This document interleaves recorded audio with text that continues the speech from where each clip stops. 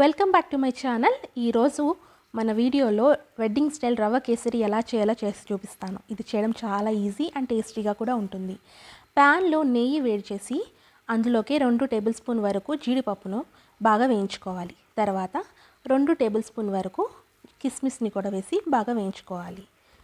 So అదే ప్యాన్లో 1 cup వరకు బొంబాయి రవ్వని వేసుకోవాలి.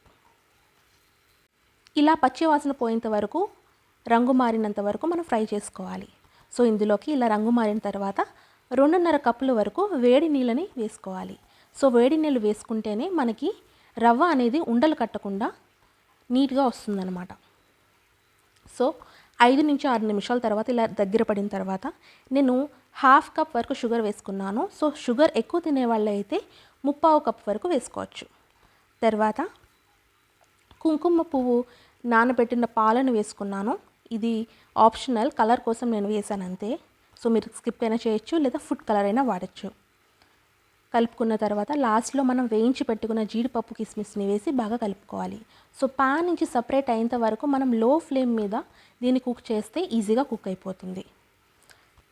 ఒక 2 to 3 మినిట్స్లో మనకి కుక్ అయిపోయి రెడీ అయిపోతుంది. అంతే, మనం సర్వ్ చేసుకోవాలి. అంతే అండి, చాలా ఈజీ. మీరు కూడా ట్రై చేసి ఎలా వచ్చిందో చెప్పండి. Thanks for subscribing. Thank you so much.